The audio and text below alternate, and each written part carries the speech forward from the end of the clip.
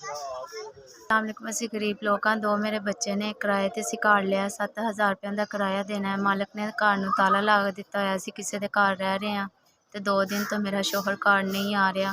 ਮੇਰਾ ਪਿੰਡ ਗਿਆ ਉਧਾਰ ਪੈਸੇ ਲੈਣ ਤੇ 2 ਦਿਨ ਹੋ ਗਏ, ਉਹ ਵੀ ਵਾਪਸ ਨਹੀਂ ਆਇਆ। ਮੈਂ ਹਮਸਾਇਆ ਦੇ ਘਰ ਰਹਿ ਰਹੀ ਹਾਂ। ਅੱਲਾ ਤੋਂ ਸਿਵਾ ਸਾਡਾ ਕੋਈ ਨਹੀਂ ਹੈ। 7000 ਕਿਰਾਇਆ ਦੇਣਾ ਹੈ। ਮਾਲਕ ਮਕਾਨ ਤਾਲਾ ਮਾਰ ਗਿਆ ਹੈ। 2 ਮੇਰੀਆਂ ਬੇਟੀਆਂ ਨੇ। ਖਾਣ ਪੀਣ ਤੋਂ ਵੀ ਅਸੀਂ ਪਰੇਸ਼ਾਨ ਹੋਏ ਹਾਂ। ਮੀਆਂ ਮੇਰਾ ਰਾਜ ਮਜ਼ਦੂਰਾਂ ਪਿੱਛੇ ਦਿਹਾੜੀ ਕਰਦਾ ਤੇ ਦਿਹਾੜੀ ਵੀ ਨਹੀਂ ਲੱਗੀ ਬਾਰਿਸ਼ਾਂ ਦੀ ਵਜ੍ਹਾ ਤੋਂ। ਇੰਨੇ ਪਰੇਸ਼ਾਨ ਹੋਏ ਆ। ਕਿਰਾਇਆ ਨਹੀਂ ਦੇ ਸਕੇ। ਮਾਲਕ ਮਕਾਨ ਨੇ ਤਾਲਾ ਲਾ ਦਿੱਤਾ ਹੋਇਆ।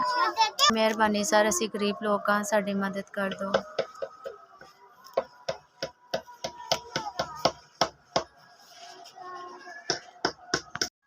ਅੱਲਾ ਤੁਹਾਨੂੰ ਇਸ ਤੋਂ ਵੀ ਜ਼ਿਆਦਾ ਦੇ, ਤੁਹਾਡੀ ਕਮਾਈ 'ਚ ਬਰਕਤ ਅਤਾ ਫਰਮਾਏ। ਅੱਲਾ ਤੁਹਾਨੂੰ ਜ਼ਿੰਦਗੀ ਅਤਾ ਫਰਮਾਏ। ਬਹੁਤ ਮਿਹਰਬਾਨੀ, ਤੁਸੀਂ ਸਾਡੀ ਮਦਦ ਕੀਤੀ। ਤੁਸੀਂ ਸਾਨੂੰ 5000 ਦਿੱਤਾ ਹੈ। ਬਹੁਤ ਮਿਹਰਬਾਨੀ ਤੁਹਾਡੀ, ਤੁਸੀਂ ਮੇਰੀ ਮਦਦ ਕੀਤੀ ਹੈ। ਥੋੜ੍ਹੇ ਜਿਹੇ ਪੈਸੇ ਹੈ ਮੇਰੇ ਕੋਲ, ਮੈਂ ਤਾਲਾ ਖੁਲਵਾ ਲਾਂਗੀ। ਅੱਲਾ ਤਾਲਾ ਤੁਹਾਨੂੰ ਜ਼ਿੰਦਗੀ ਦੇਵੇ, ਤੰਦਰੁਸਤੀ ਦੇਵੇ। ਅੱਲਾ ਤਾਲਾ ਤੁਹਾਨੂੰ ਸਦਾ ਸਲਾਮਤ ਰੱਖੇ। ਬਹੁਤ ਮਿਹਰਬਾਨੀ ਤੁਹਾਡੀ, ਤੁਸੀਂ ਮੇਰੀ ਮਦਦ ਕੀਤੀ। ਅੱਲਾ ਤਾਲਾ ਕਾਮਯਾਬੀਆਂ ਦੇ, ਅੱਲਾ ਤਾਲਾ ਦਿੰਦਿਆਂ 'ਚ ਰੱਖੇ। ਤੁਸੀਂ ਸਾਨੂੰ ਦਿੰਦਾ ਰਹੇ, ਤੁਸੀਂ ਇੰਝ ਹੀ ਵੰਡਦੇ ਰਹੋ। ਤੁਹਾਡਾ ਬਹੁਤ ਬਹੁਤ ਸ਼ੁਕਰੀਆ।